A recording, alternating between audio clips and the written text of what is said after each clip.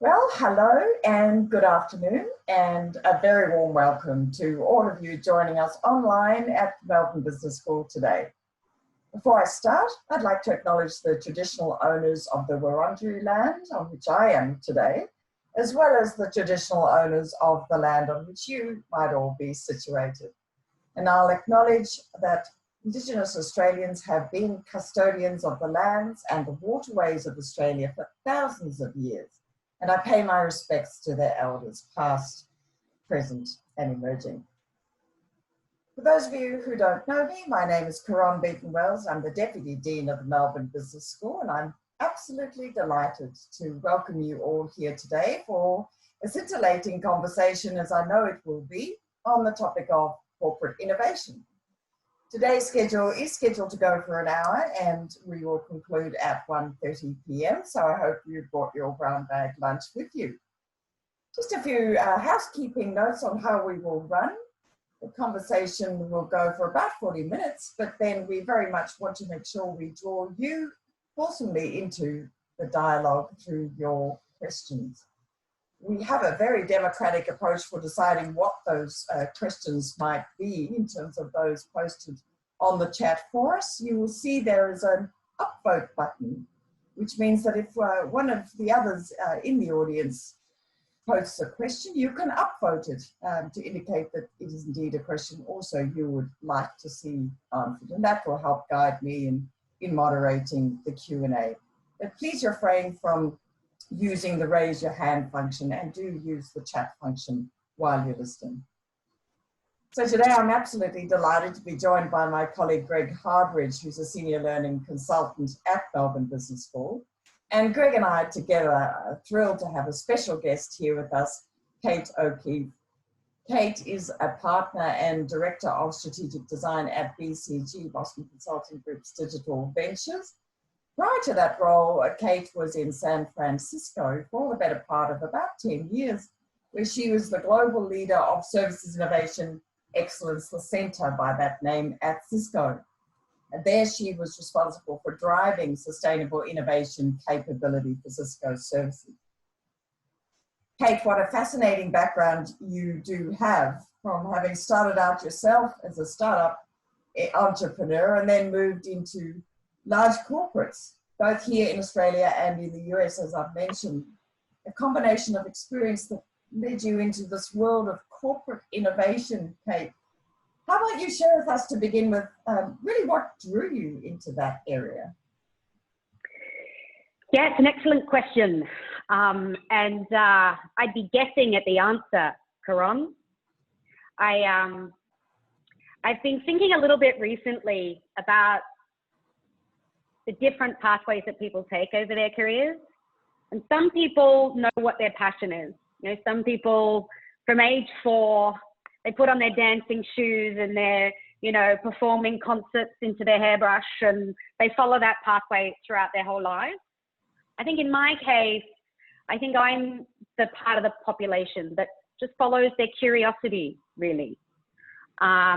And so in many ways, my life and my career has been a series of prototypes, which is a really nice way to say that I've spectacularly failed and failed upwards at a number of really different paths. I was originally an entrepreneur. I had 2 startups, both of which I exited to various levels of success.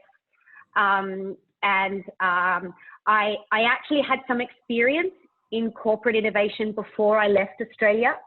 I led innovation for Southeast Water in Melbourne, which is an interesting spot to be driving innovation. But if you cast your mind back about 15 years ago when I took on that role, Melbourne was in the grip of, you know, the worst drought in history. And that business was in a fascinating spot of having to deliver an ever-growing dividend to the government whilst begging its customers to stop using its products. And that sounds like an interesting dichotomy, and one that makes someone like me curious and itchy and desperate to get involved. And so I was actually doing that role, you know, whilst selling my business, that Cisco found me.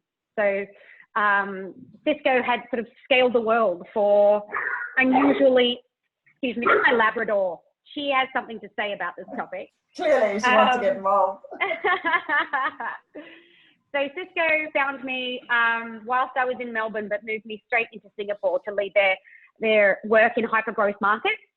And that is work that you could probably say was fairly typical corporate innovation, very much about building a culture of innovation, creating an ideas platform for the business, delivering training on how to, promote, prototype, and pitch your idea. And so I did that work for probably my first 5 years at Cisco. Really, how can we touch more people? How can we create a better culture, a better employee value proposition? How can we give frontline engineers, salespeople the access, support, funds, and muscles that they need to deliver innovation and growth into the business? And then about 5 years into my journey at Cisco, I realized that work was very hard and rather unsatisfying. And I think what I realized is that for Cisco to really experience the growth it was after, we had to start affecting industry-wide change in the marketplace. And so I was dealing with that half of the paradox. The other half of the paradox is that asking people who are successful under the old growth regime to drive the new growth regime is a bit of a fool's errand.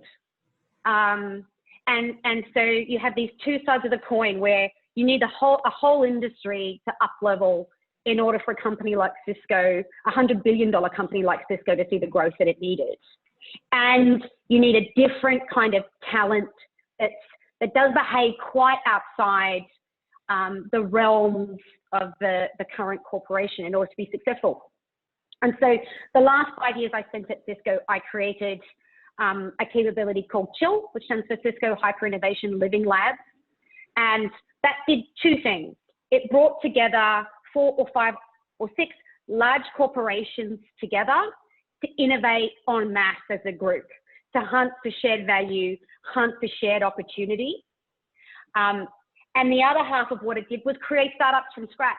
So part of that, when you're innovating as an industry, when you're innovating as the many rather than the one, you often need to look to new codes. You often need to look to separate external vehicles that are able to bring in those corporate partners, leverage their privileged assets, but then, pursue a pathway that's quite independent and, of course, leverages quite a different pool of talent.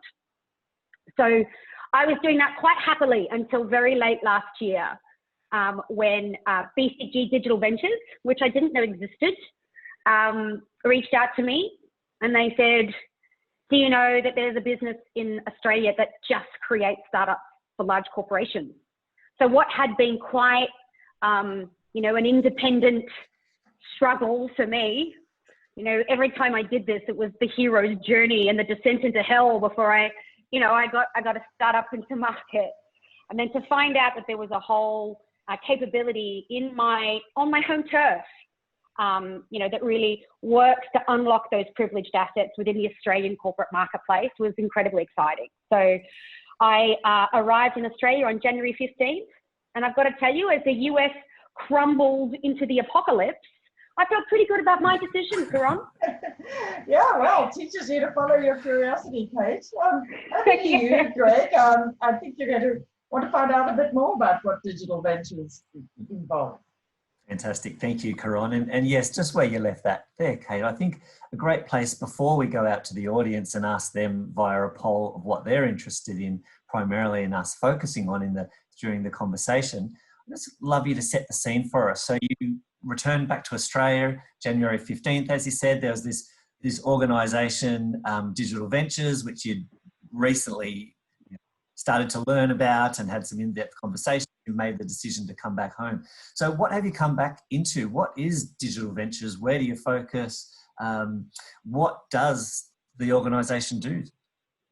Yeah, so Digital Ventures does venturing, which is a fancy word of saying for sort of startup creation.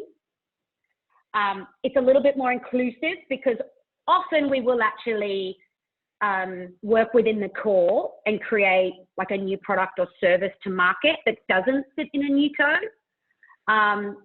But more or less, the function of BCG Digital Ventures is to create startups for Australian corporations, usually large Australian corporations that have really rich, privileged assets that can be leveraged to give a new venture an unfair advantage in the marketplace. And so that has actually been the work I've done since coming here is to create, from ideation to launch, is to create ventures. Most of my time has been actually working in Southeast Asia. The beauty and the tyranny of the remote working environment has been that someone like me with a very small family, not small, I have a very large family that happens to be small, driven by small people, far too many, 3 toddlers. And so I've been actually able to, from ideation to, I think we'll be in market by November, our alpha release, to actually create from thoughtware to market release, first early alpha release. And that turn will have taken about 9 months. And I've been able to do that for 2 separate ventures. So yeah, since I got back, my focus has really been on that process. And Digital Ventures has a rather established, clear process by which that's done, very repeatable, and actually quite exciting for me with my background in venturing to see that exactly the same process that's used to deliver, actually it's more or less the same process I was using in the Valley, but here, the same process that we would use for a venture I was involved in Queensland is exactly the same we're using to deliver ventures in Jakarta. So that's really exciting. And my particular emphasis is on design. So I lead the design cohort within our business, which covers what we call strategic design. And that is all about our market research. We actually have a specialty in what we call ethnographic research, which is sort of in the wild, in the weeds, out there in the market, observational style research, rather than focus groups or other sorts of testing. And that ethnographic research gives us what we call market frictions, and those are the opportunities that we see, the mismatches, if you like. And then we kind of wash those frictions with the privileged assets that sit within a corporate partner that might be leveraged to create a business and create different candidates for a business. So I take care of that part, and then I also take care of what we call experience design, which is the process by which we actually design the products, whether it be the screens or the product or the item itself. What is the experience of those end users, and the process by which we test and verify and prototype and execute on that vision.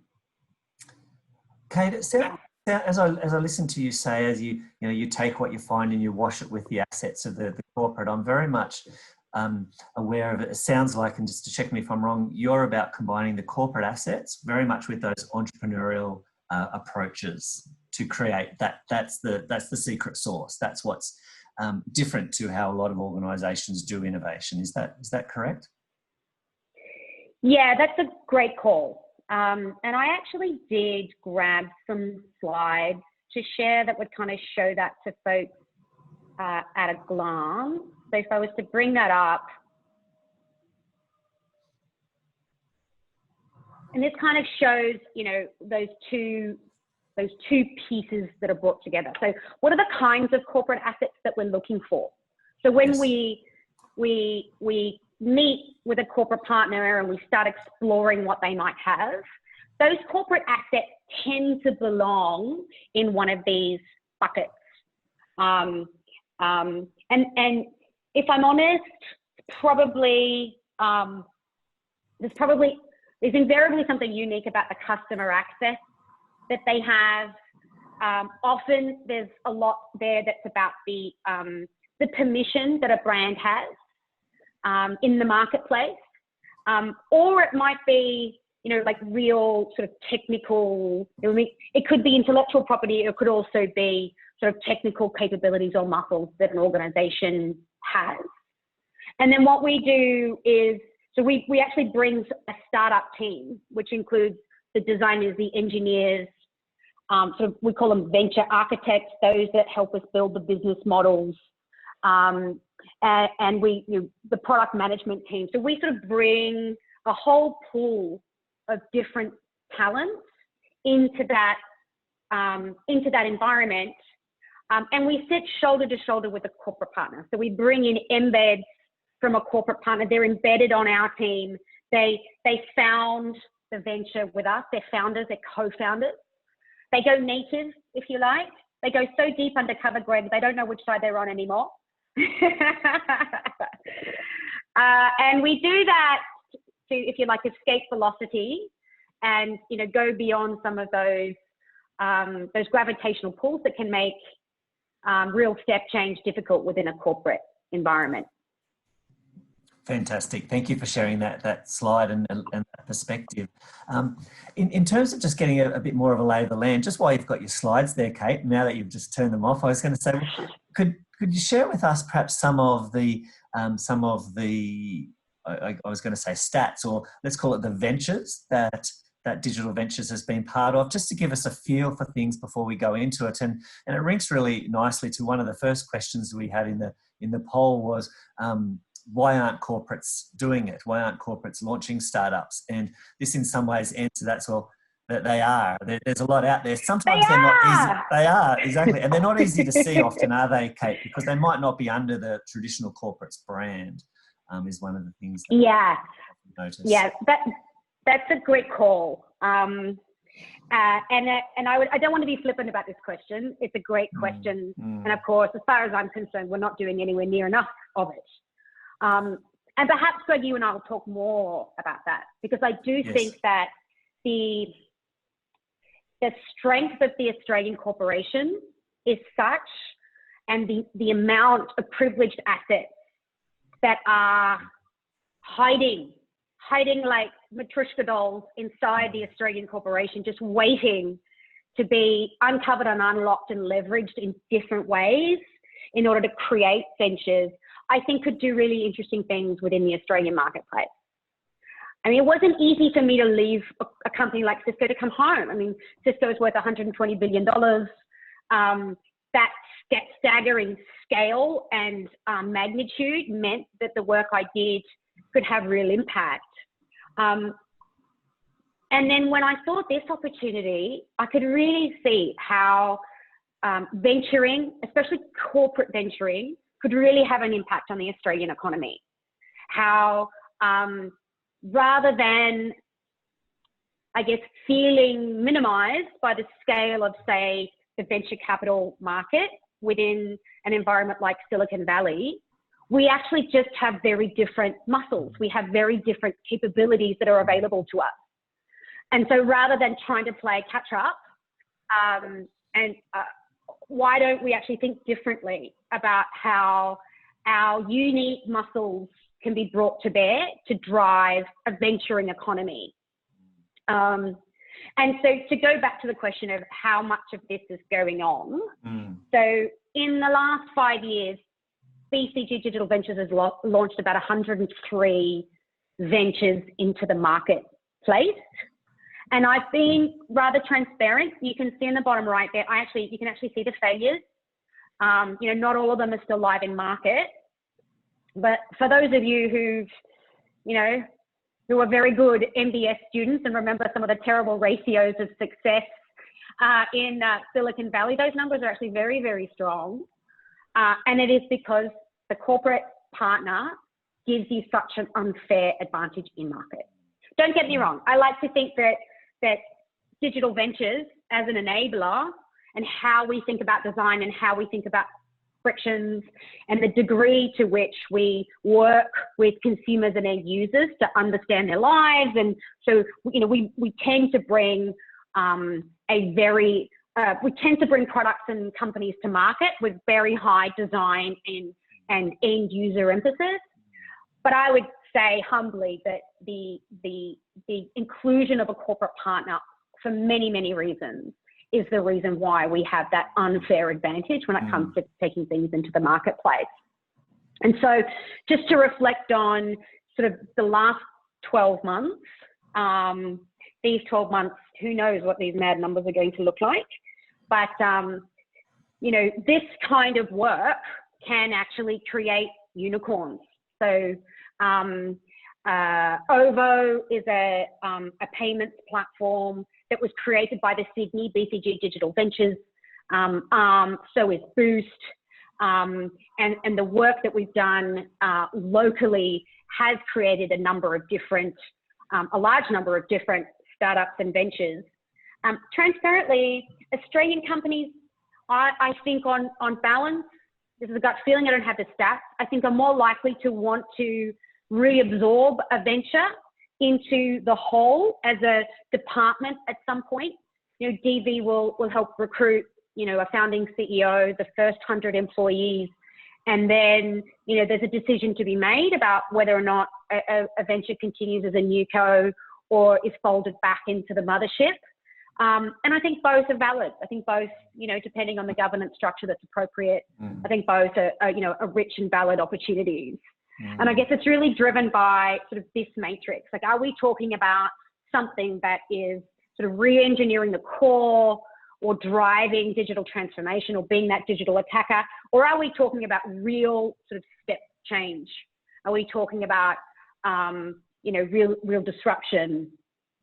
You know, I think disruption is an interesting word to go off on a tangent, which I do. Go for the tangent. And then, yes, go for it. Well, the word disruption is often used just to mean big, you know, it's disruptive innovation. But when really it's not supposed to mean that. It means it disrupts the core. It means that the core will lose if the venture succeeds. And I think it's obviously when we get into territory like that, and you won't always know when you start this journey, if you're truly open to going where the market tells you and going where the end users tell you, you often won't know if where you end up could ultimately cannibalize the core.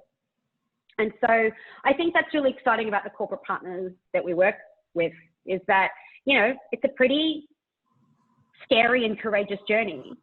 But that separate vehicle, whether it's, you know, a venture, you know, with DV that if it ends up inside or outside, it does, in order for you to disrupt the core, in order for you to disrupt those within your organization who are winning under the status quo, you do need to find ways to ring fence that team in a way that gives them the freedom to go where the market is telling them, go where the end users are telling them, regardless of whether it takes them into places that are pretty disruptive and pretty scary. There's so much in everything that you've already said there, which is of probably 50 questions I could ask you right now. I'd love to ask you, and that's on top of the 5,000 questions I've asked you in recent times outside of this forum. But what I suggest is we go to a poll, Kate, and let's find out. What we've done is we've got some 5 key themes linked to what we put out, advertised as the objectives of this session. We just do like to invite all of you out there. What's a topic you'd like us to do a deep dive in here with Kate and explore Kate's mind on? So you'll see 5 possibilities there. That poll's come up great. People are starting to vote. It's like a real-time horse race, Kate. Let's see. That makes me giggle. Yeah, it's fun, isn't it? And what we'll do is the one that has the most votes will be the one we might focus on for about, we'll call it about 6 or 7 minutes, Kate. And then what we'll do is we'll probably pause the conversation and we'll run the poll again. So we might be able to explore a second theme. So we'll aim to cover a couple of these concepts off quite in detail. So we've got, you know, the idea of decision-making process, Kate, behind what gets built is getting a good run for its money right now, nearly clocking over the 50%. And that really makes me think, Kate, that really leads into what you were saying around your design specialty particularly at that early phase, how critical that is. So there we go. We've got the poll there locked in. So Kate, we've got our focus. So what is the decision making? How do you, in your mind, or how do you in your team, make decisions decisions along the way, because it's not just a single decision, I imagine. There's multiple cumulative decisions over time. Yeah. And there's decisions, I'm assuming too, that are about managing the risk profile as you go as well. So could you talk to us about the decision-making process behind what startups get built, Kate? Yes. Well, thank you to the group, because that's a great question. And I want to start by saying, I think the most important decision is actually not what becomes a startup. I think the most important question is that we want to get into venturing. I think that before and the reason I say that, and I don't do it flippantly, but the reason I say that is routinely corporate partners will come to us without having any clue of where they want to hunt for the value. I know that sounds crazy. Everybody's like, surely, when someone comes to you, it's with a hypothesis. And I think and that does happen, that does happen where, a corporate partner will say, please, we're in retail and we want to explore healthcare. So that I would say, it's as vague as that, transparently, but at least that's a zone, at least that's a playing field or a battlefield, as they used to say, when I lived in the US and where people use military language all day long. Yes. It's very common for corporations, corporate partners to come to us with really no idea where to start. And that's why I say the decision to start, the decision to pursue, a venturing journey, which means, bringing in a team of specialists that are there to create a new venture with you, whether it ends up internally or externally, who cares? It's about bringing in a group of founders that will work with you and your team and your executive team to explore what that territory is the more important decision. So, but having made that decision that, venturing is something that you're going to pursue, you're ready for nonlinear growth or exponential growth, or you want different opportunities to develop your executive talent pool, all of those sorts of reasons why you might choose something like this. Then, of course, well, where do you end up? And so usually how those decisions are made is through many, to Greg's point, many small decisions that cumulatively take us into the marketplace. And I would say probably most of the decision is made by the market. It's made by what we hear on the ground. Of course, the corporate partner is deeply involved in this looks and feels and smells like us. This doesn't look and feel or smell like us, or doesn't, wash with our broader experience. But all of our projects start with this process that we call ethnographic research, which is about us spending time in the wild with Australian families, with whatever target market that we're working with. And sometimes we don't know what the target market is we're working with. And so we take a very broad group of the population. During the recent venturing experience I had in Indonesia, we really did not know if we were looking at gaming or education or healthcare, or, and so how do you research for something like that? I actually think there was a whole concept that made it quite a way during the process, was an app that would help the Islamic population, connect with their Islamic life more easily. There was a very diverse group of opportunities that we ultimately could have pursued. But in terms of how we make that decision, we do spend a lot of time on the ground with the population, doing qualitative research, and looking for what we call frictions, like what are those mismatches within a lifestyle that create opportunity. And that is really what drives some of the early phases of the decision making. And then we undergo a series of what we call innovation sprints. So pretty much we have a cadence of pretty much every 2 weeks over, say, an 8-week process. We will bring what we call the venture board together, and that's a group of executives from across the corporate partner, a couple of partners from DV, and we use those opportunities to narrow, to go from, you know, here's 12 opportunities we could pursue to here's 4 to 2 to 1, and so we use that to narrow. And so each of those sprints, those 2-week sprints, are quite discrete efforts that allow us to frequently have those go, no-goes, which allows everybody to feel comfortable and included. Yes. And then we have other processes, one that Greg, you and I have discussed, called the arena, which is a process where we bring together all of the stakeholders from the corporate partner, from the end user population, if there's any channel involved, and we do iterative prototyping live in the room with all of those stakeholders included in a way that gets us sort of pretty clear and quick answers. So I don't know if that gives a sort of quick and we should have a poll, Greg, on how whether or not my answer actually answered the question or not. Sure. But that's a nice one.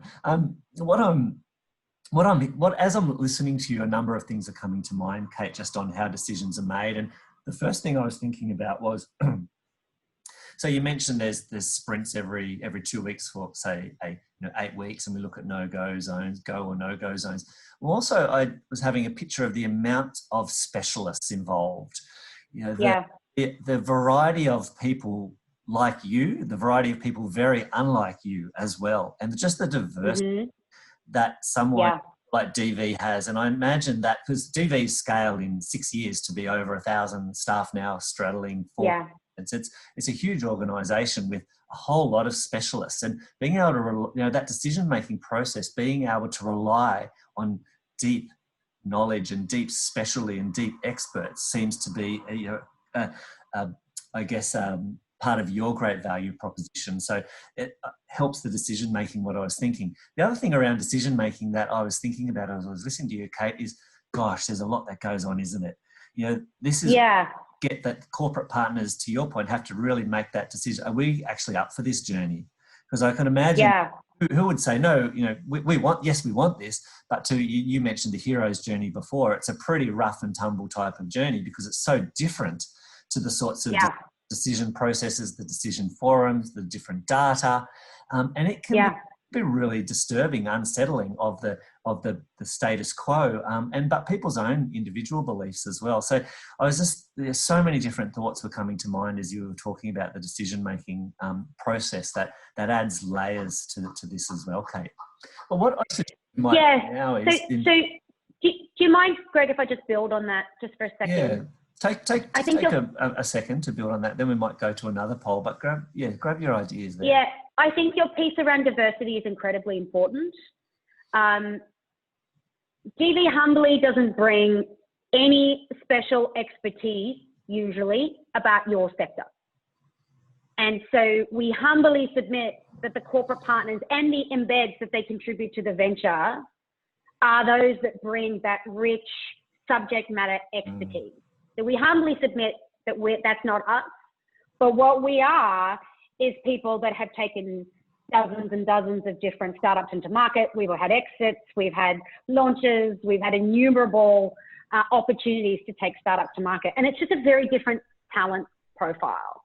Yes. And I actually wonder whether or not, going back to the first question that we had about, why don't Australian companies do more of this, it's probably just because the talent profile of those that routinely take something from thoughtware to IPO is not as readily available within the Australian market. And I think if there's any limiting belief, it's that you should be expecting your current team to do this effectively, rather than partnering them with a group of pretty diverse experts that can build it, engineer it, test it,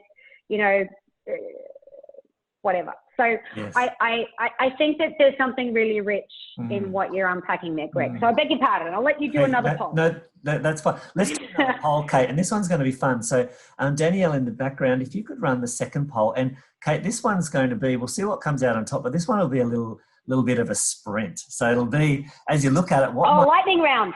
I'm going to put you on the spot here. As for whichever horse wins the race, what's 2 or 3 key concepts or points that you hold in your Kate? So let's see. Great. Oh, I knew that bottom question was going to be a dark horse, Greg. Well, it's coming, isn't it? You were going to pull that one off. I was not, Kate. You were. I was just like, who'd be interested in you, Kate, right? So this last one. So it looks, it's just about there. The dark horse is, there we go. So Kate, your personal leadership lessons for driving corporate innovation. What have you got? And again, think Usain Bolt. This is a bit of a sprint of leadership lessons, Kate. And perhaps people will be able to, during the Q&A, explore this a little bit further as well. Yeah. So if I was to cough up 3 quick lessons, the first would be rapid prototyping. Prototype.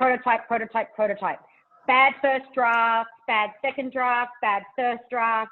They're all the whole framework of rather every time you communicate with a prototype. And even if it's, when we do our work, if we're prototyping a phone app, I will literally stick Post-it notes on a phone, hand it to whether it be a corporate partner or an end user, and watch them hit on it. So the bringing into your vocabulary as a team, any team, innovation team, non-innovation team, how quickly can we make a shitty first draft in order to make sure we're all on the same page? We all, and then how quickly can we hand that first draft to the end user group, whether that's internal, external, watch them interact it. My favorite approach, hand it over and shut up and watch what they do. The second lesson comes from the first. The second lesson is what I call massive inclusion. How can we include, not inform or tell about, but how can we include the broadest possible stakeholder group in this conversation? If I'm testing a prototype with a group of end users, how can I make sure that my senior stakeholders and sponsors are observing that happen, are actually able to interrogate that in the same way I'm interrogating it? A true insight is an insight that we all carry as a team, that we all get to the same aha. We all say, stop, stop, stop. Did anyone just hear that signal coming from the noise? That's the 4th time we've heard that this morning.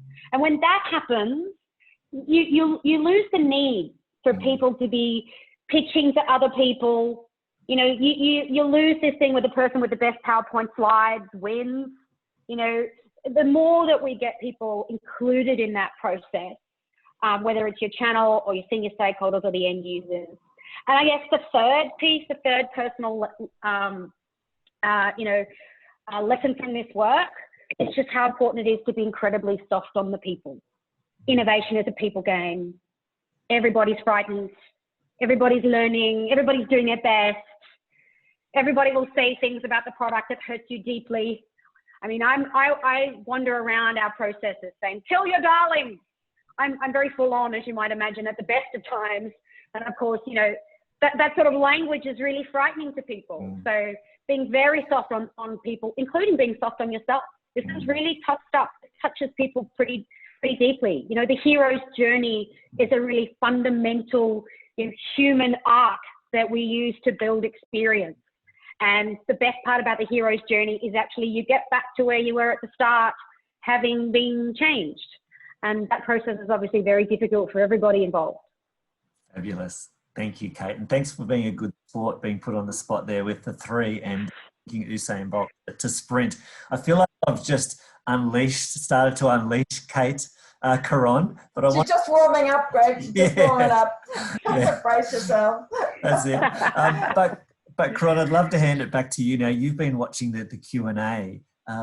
we'd like to spend the rest of the next 15 minutes to have some Q&A for Kate. So thank you, Greg. That would be fabulous in the spirit of inclusiveness that Kate's just spoken about.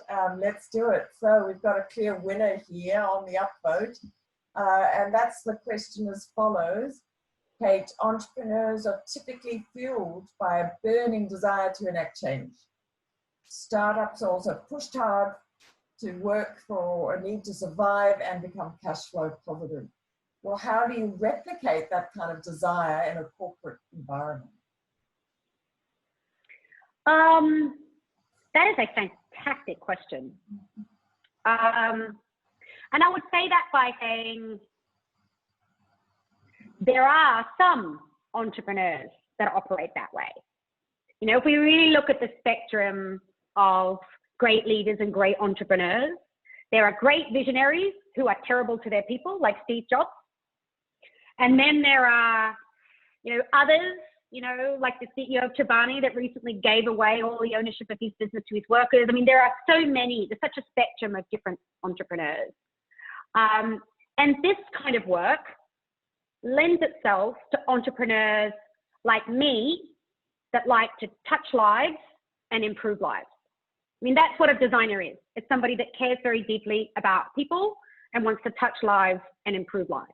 Now, if that is your reason for being, if that is your raison d'etre, you can absolutely be successful and hunt for this in this environment.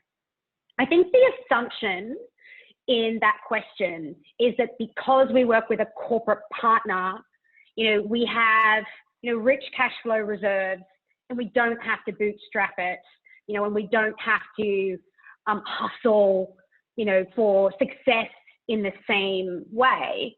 And I guess to some extent that's true.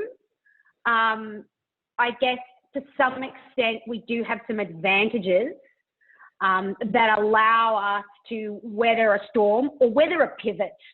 You know, I mean, a successful startup is just one that has enough cash flow to keep pivoting until they find that vein of value. And of course, working with a corporate partner can give you more opportunities to pivot in order to find that vein of value. But I do feel that for many entrepreneurs that are more driven by the potential for scale and the potential to touch a lot of lives, then, you know, that is as much of a motivation. I would also say that the average corporate is less patient than the average, even venture capitalist. The average corporation, the average CEO of a public company in Australia has a very short-term vision of how long it should take to get to value. And so usually we are driving these ventures to be cash flow positive, you know, within 12 to 18 months. And so I think we carry the same hustle. I mean, for instance, in Indonesia, we've gone from beyond thought, like before thoughtware. Like we did not know we were going, and we will have alpha in market by November. And that is because we know that the attention span, the patience for the average large corporation is very narrow. So similar hustle, completely different reason for the same hustle. Yeah, interesting. And Charlie wants to know, amongst others, do you think that corporates get more value from creating startups internally or creating corporate venture funds to invest in and build relationships with independent founders? And if you're going to answer, well, it depends on the corporate, what would be some of the factors to consider in making that choice? Now that is a great question. So when I worked for Cisco, is the third largest strategic venturing arm in the world, with a $2.2 billion venture capital fund. So all we did was invest on behalf of the corporate. And often it was very exploratory. Very rarely was it for, probably 1 in 3 would ultimately get acquired. And that's a really big topic that we can unpack at a separate stage, because I think strategic venturing in Australia is a little limited by the reluctance of the average Australian corporate to acquire innovations and through acquiring a company. Cisco used to acquire a company every 5 weeks. And so that kind of engine of, you know, buying innovation through acquisition and buying those companies from amongst a pool that you've invested in for some time is a really powerful model, but one that's quite immature here. And even for us, given that that was our core business and that's what we were so good at, finding the strategic value in the corporates and the startups that we were investing in was really hard. Unless we were doing an acquisition, if we're just doing like a strategic investment in a technology that we wanted to watch, channeling those learnings in some way back to the mothership was really, really hard. So that's a big topic. Your question about, is it better for corporates to create startups? Better is an interesting word. I absolutely think that large corporations, I mean, when you create the startup, you can tailor it to leverage your privileged assets as a corporation. And a startup coming to you saying, hey, Mr. Big Corporate, and it's always a Mr., isn't it? Hey, Mr. Big Corporate, have I got an idea for you? You know, I don't work for you, I don't work with you, I haven't met your customers, but my guess is that they're going to love this, as opposed to a large corporate who's deliberately undertaking to work with those stakeholders, you know, contribute their loyalty program or their technology or whatever it is that gives them that unfair advantage in the marketplace, I think absolutely creates an unfair advantage. And my guess is that you can see it in our success rates. Like the success rates that DV has were way better than we ever got within Cisco for one of the most advanced strategic investment arms in the world, in terms of the companies, the startups that we've participated in succeeding into marketplace. And so my sense is that by tailor-making those startups bespoke to the opportunities that you have and that your customers need and that your executive team can get behind, has some unfair advantages to it. Okay, just before the, Yes, Karon, if I may, just before the next question, just quickly, what you just really highlighted for me there, which is really, really interesting. So it sounds like almost Cisco with such a huge spread around so many different plays. But what you reflected on there is the benefit of having that focus play now that DV has linked to that success rate. So that very focused nature of things and just how valuable that is. So I think that's I mean, there's also just to build on that question for a minute, when a corporate strategic investor will always favor Series C, Series D, their board will always look for less risk. And this is such a different value proposition. We're talking pre-thought, pre-idea concepts that are being designed bespoke from scratch, tailor-made to an organization. So, you know, pre-seed. So it's an opportunity, I guess, to invest in a way that is a completely different end of the spectrum of innovation. And it's not an either or. Like if I had my way, Australia would double down on strategic investment, learn how to do it really, really well, and then watch this trajectory from pre-seed to Series D/IPO over time. It's not an either or, it is very different. Well, Kate, you've talked a bit about the drivers of the value from the perspective of a founder and the perspective of the corporate or the mothership. Well, a number in our audience want to know how DV itself generates revenue. Oh yeah, that's a good question. So DV creates revenue in two ways. Some of it is sort of traditional when we run, you know, a 12-week business creation process, you know, there is an investment that's associated with doing that, you know, but a significant portion of our revenue also comes from the success of the businesses that we create.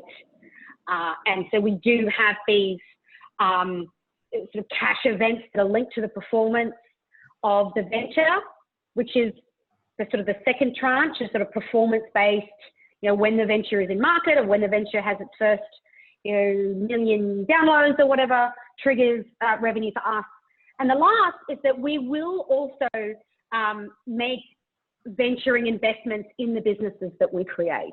So when we're allowed, and not everybody wants us to, but we do have like a venture capital fund within the business that we use to share risk as the businesses that we create go through their different cycles and, you know, approach different liquidity events. So we do participate in the success of those ventures in different ways. Another way that's worth mentioning is that absolutely one of our value propositions to our talent, and you might imagine that this talent isn't necessarily easily come by. You have to go to San Francisco to beg Melburnians living over there to come back over here, etc. One of the real value propositions is many members of our team move into the ventures over time. And so that's a really interesting part of our trajectory, but also shows enormous faith that we have in the ventures that we create, in that our own people move from one to the other, sometimes back again, depending on the growth trajectory, and sometimes they stay with them long term. So, you know, it's a really interesting way that we continue to participate in the success of those ventures. Yeah, and contribute to the ecosystem more generally. Well, let's talk about the macro environment a bit. There's Clara and a number of others who want to know your thoughts on how COVID-19 is going to change the venture system in Australia. Good, better or worse? Sounds like a bit of a crystal ball one at the moment. There's probably some indicators, but that's anyone's guess at the moment, isn't it? Yes. Yeah. Look, so if I used to get like super, you know, sort of super, we're all just sitting around the fire and we've all had a glass of wine, and what would I say about it? I think there's some interesting things. I mean, certainly for my day-to-day business, it's been interesting, because the Australian market and the Southeast Asian market, both of which, you know, is in my remit, is behaving very differently right now. I think in Australia, there is an attitude of, you know, giving up venturing is a bit like hiring IBM right now. No one ever got fired for pressing pause on an aggressive innovation program at this moment. And so we're seeing quite conservative behavior within the marketplace as people try to work out where things are headed.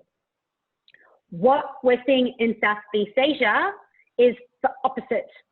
Everyone wants to own the recovery.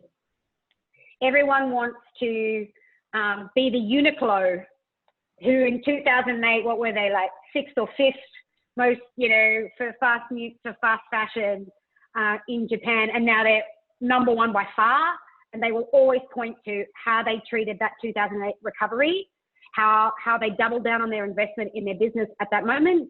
So they were able to storm out of the gate and really change that, you know, transform that market for them. So almost all my team are staffed remotely, thanks to Zoom. I mean, that's another interesting way that COVID has factored into things.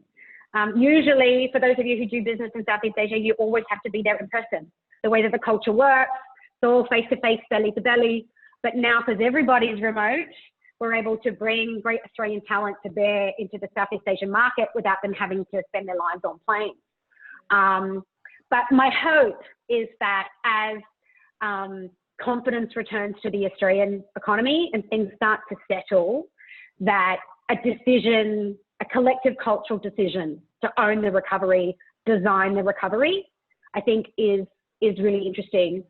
I think as a designer, it's a really interesting moment, because we are not the same people that we were in February. How we think about our lives, I mean, we've undertaken a generational trauma that will touch us for the rest of our lives. We will never touch, you know, the button at the traffic light ever again. We will never be the same. And so what does that mean in terms of some of our purchasing decisions and some of our behavioral decisions? It's interesting for those people who are going to run conferences and sort of reschedule them for November, December, when they assume everything's okay. Like, no one wants to sit next to another person. Like, the fact that it's going to be legal doesn't matter. Our behaviors will never be the same in terms of how we think about our universe. And so I think what all of us will find when we reach out to our customer bases, we reach out to our end users, we're going to find new people. And so we're going to have to ask new questions. We're going to have to talk to them because we need to learn them anew. We need to get to know them anew in order to create the growth that we need to. Oh, Kate, there's so much more here. I can see all these questions. And I unfortunately am going to have to say we'll have to draw the line there for today, which is a real shame, but it's just an excuse to have you back if we can possibly entice you onto our screens again. Huge thank you to you and to you, Greg, for a really stimulating discussion and all that energy which jumps out of the screen at us, Kate. But thank you also to our audience. Unfortunately, I look at them as names on the screen and not even photos, but hopefully that won't endure forever. It's been a wonderful session. We're going to reach out to our audience certainly by way of follow-up to see how they found it. We'd love their feedback and we'd love to hear their thoughts on related topics to this area of corporate innovation, because it's, you know, you're pioneering here at Kate, and there's so much more to learn, including from others in the area. So that survey will certainly come through to our participants shortly. I'd like to also say to our audience, and maybe Danielle or Joe can bring this slide up, you'll see there that in fact we have a number of follow-ups to this, but also in different areas that we'd love to invite you to and see you at. You'll be able to find all the information about those upcoming events and webinars on the MBS website, so you can certainly register, and we'd love to have you back. Kate, Greg, thank you again. Greg, would you like to just add a few words before we formally close? Well, look, to thank everybody for turning up and being interested. As you will have heard, Kate is extremely passionate about this area, and as she alluded to a number of times, there's a huge opportunity for us here in Australia. And, you know, Kate, I really appreciated you bringing that lens to the conversation of just what the opportunity is for Australia now in this COVID environment, as you were talking about, where the end user, the customer, people around us aren't, as you said, wanting to touch the traffic lights anymore. You know, I've got toddlers too.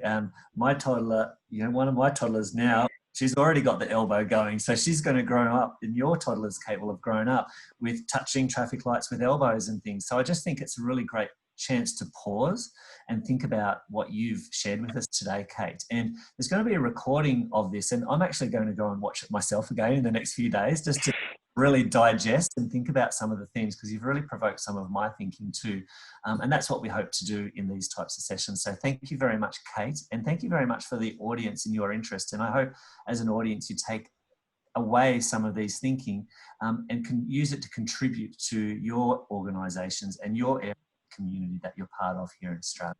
So thank you, Kate, and thank you, Karon, and thank you for all joining us. Thank you all. Thanks for having me.